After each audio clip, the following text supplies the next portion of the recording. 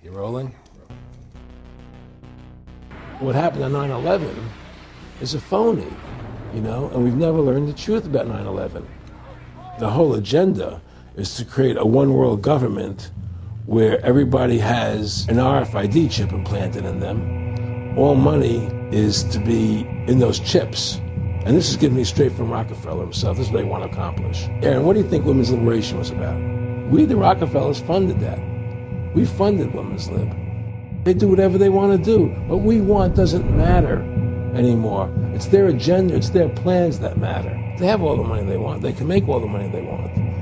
They have a machine that can make all the money. It's not about money. It's about control. It's about their vision of how they want to see the world. You hear George Bush saying democracy means freedom. No, democracy equals New World Order. And he calls it all, both small and great, rich and poor, free and bond, to receive a mark in their right hand, or in their foreheads, and that no man might buy or sell, save he that had the mark, or the name of the beast, or the number of his name. Here is wisdom. Let him that hath understanding count the number of the beast, for it is the number of a man, and his number is 666.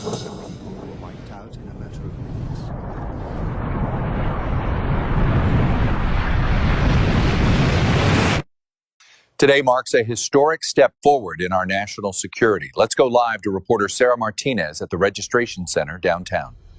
More than 50,000 people have come here this morning to register. This is the future of secure identification, linking identity, healthcare, and payments in one verified system. When the mark of the beast is introduced, countries will present it as a matter of national security. Every financial institution, from the banks, hospital, and even supermarkets, will state that it is a requirement that you have the mark.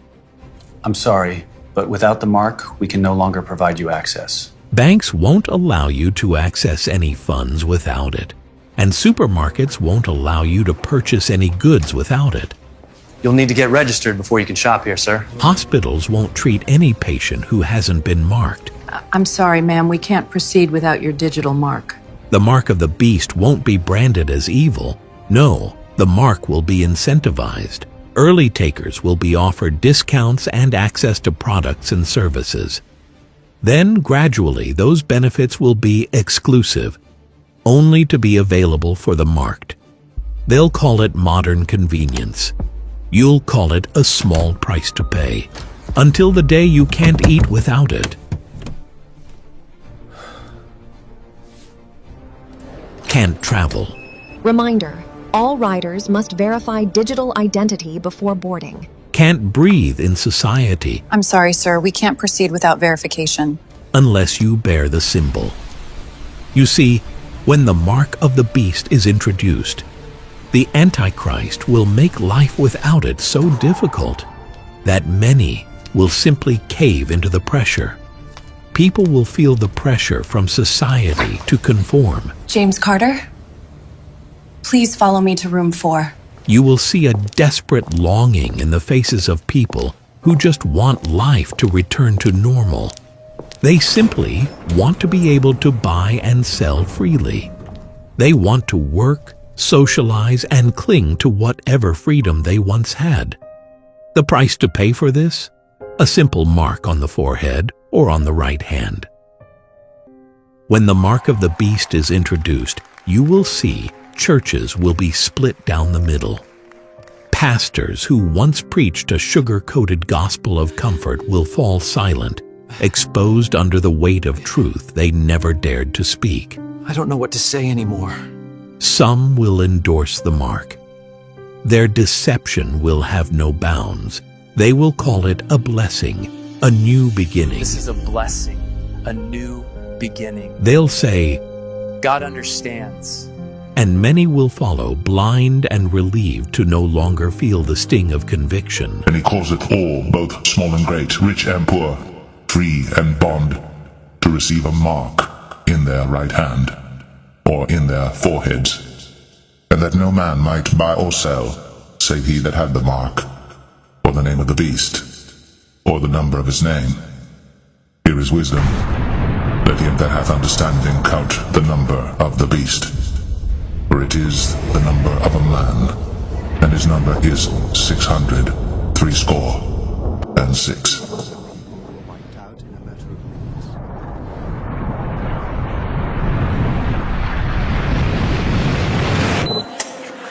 When Elias Brotberger goes to work, he doesn't need ID, and he doesn't need money. In fact, much of what he needs to get through the day is hidden right there, just below the surface, in his hand. You like to touch it? Yeah. Yeah? Oh, weird. Yeah, it's like a grain of rice. Yeah, a grain of rice. Embedded in his hand is a microchip that serves as his keys, his ID, and his wallet. Yeah, it's all in chip, so I use it like to get around the building. Buy snacks. Yeah, exactly. Let's buy some snacks. Exactly. So I can't open it. No. Okay. So what I need to do is I need to first blip my chip, and it will log me in, and from there I get access to the fridge. Popular TV shows like Black Mirror have imagined chips as part of a dystopian future. Install in-grain procedure with local anesthetic and you're good to go. In Sweden, the microchips are already here. The microchip implants use the same technology that's in contactless credit cards, which have made cash pretty much obsolete in Sweden. No cash. At this tech fair, a chipping event for those on the cutting edge, merging their hands with this new technology. I thought it would be fun, right? The process is simple and swift. A pinch of the skin, and in a matter of seconds, the chip is inserted. The transformation is complete. As for the pain, I barely felt it. But even in this nation of early adopters, not everyone is racing to get chipped. Feel less human. I will feel like a robot. I think, it's so much more data can go into this, when it's in your body. There's no central registry tracking how many people are chipped, but biohacker Hannes Wellblood estimates between 5,000 and 10,000. In the future, do you think everyone is going to be chipped? I think it'll be voluntary, but I am certainly convinced that millions of people will find it very, very valuable to have a smart device under their skin. Human microchipping may be our future, but in Sweden, it's already reality. And he calls it all, both small and great, rich and poor, free and bond, to receive a mark in their right hand, or in their foreheads, and that no man might buy or sell, save he that had the mark, or the name of the beast, or the number of his name. Here is wisdom. Let him that hath understanding count the number of the beast, for it is the number of a man, and his number is 666.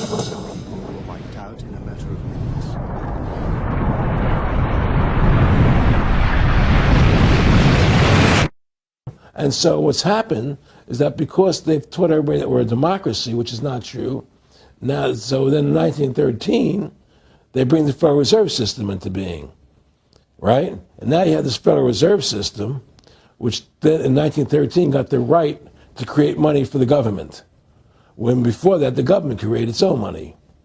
Now the government, when it needed money, had to borrow it from this private bank called the Federal Reserve, which is a private bank owned by individuals, incorporated in Delaware.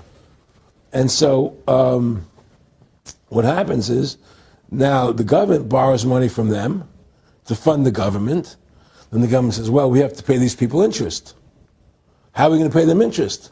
Let's impose a tax on the labor of the American people, which never existed before, to pay the interest to the bankers. In fact, in 1980, Ronald Reagan said not one red cent of your income tax money goes to run the country. It all goes to the Federal Reserve. Well, it was the Grace Commission report that said that not one nickel goes to the infrastructure of the country, I guess Reagan quoted that too. Right. And so, but the point I'm trying to make is that by creating this Federal Reserve System, the government now became dependent on these private banks for money. And they started taxing us, you see. And so now what happens is that in 35, I believe it was, Social Security started. And they gave you Social Security cards, said not to be used for identification, the Social Security number right on the card. right? And through Social Security, they started deducting money out of your paycheck. That was the first time they were ever could take money out of your paycheck, because people agreed to it because they thought it was going to their retirement fund. And so then when they instituted the income tax again, they started taking money out of your paycheck because Social Security could do it. And then they could do it again.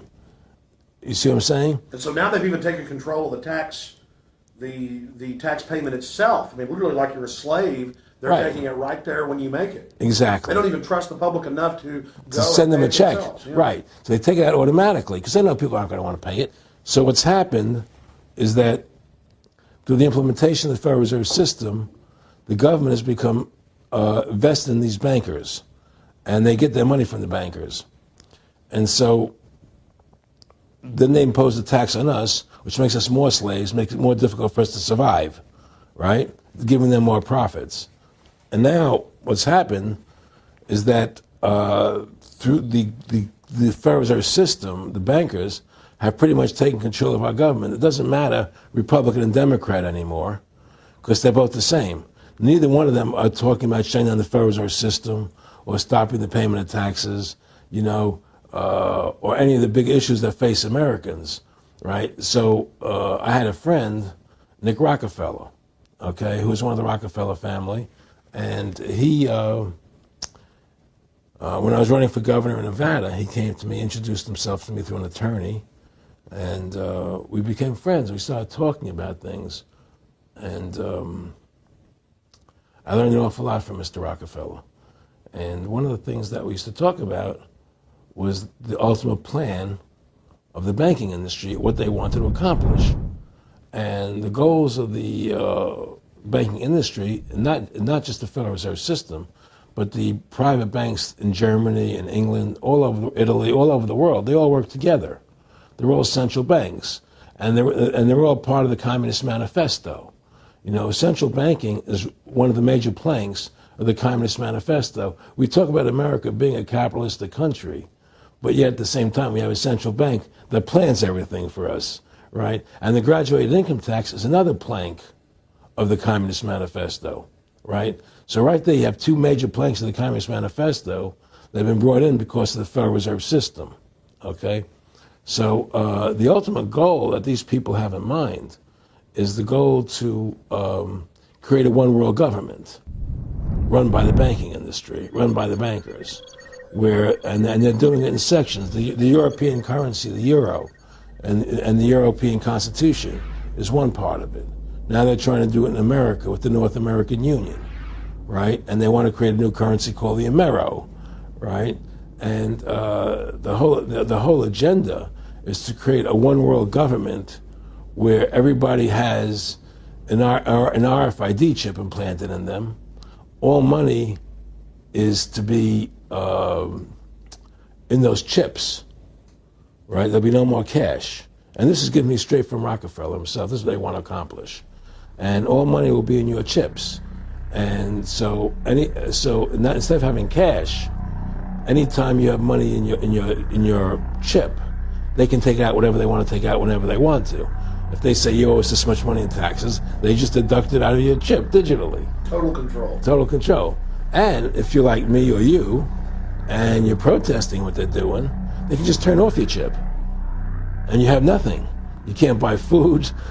You can't do anything. It's total control of the people. And that chip's connected to a database that has your purchasing records, what you do, what Everything. you sell. Everything is in there, And so they want a one-world government controlled by them, everybody being chipped, all your money in those chips, and they control the chips, and they control people. And you become a slave. You become a serf to these people.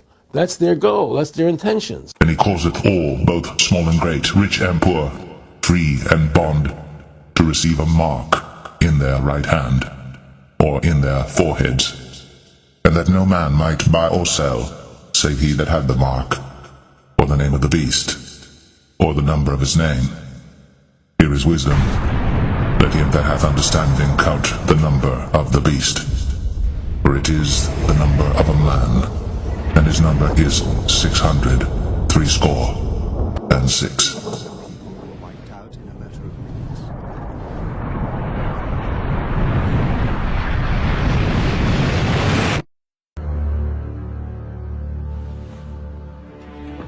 Those who trust in the Lord are like Mount Zion, which cannot be shaken but endures forever. The scepter of the wicked will not remain over the land allotted to the righteous. Do good, O Lord, to those who follow you, but to those who reject your ways, bring judgment.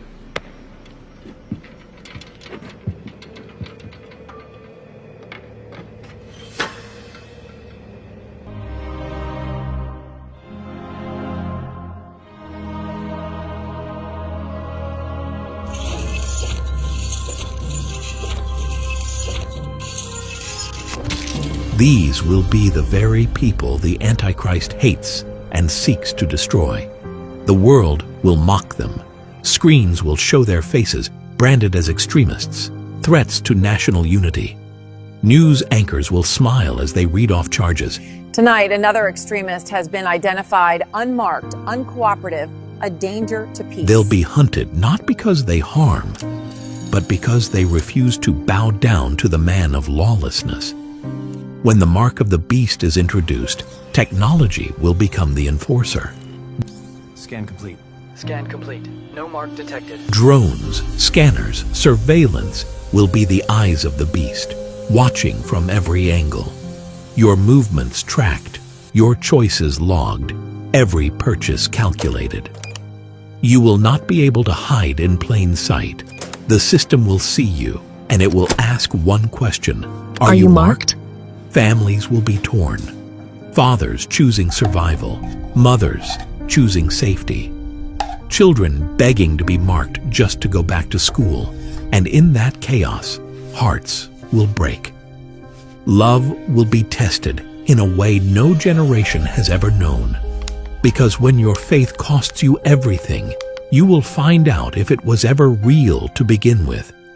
When the mark of the beast is introduced, comfort will become a currency of compromise. But for those who refuse, there will be no compromise, no middle ground, just a narrow road. Those who trust in the Lord are like Mount Zion, which cannot be shaken but endures forever. The scepter of the wicked will not remain over the land allotted to the righteous. Do good, O Lord, to those who follow you, but to those who reject your ways,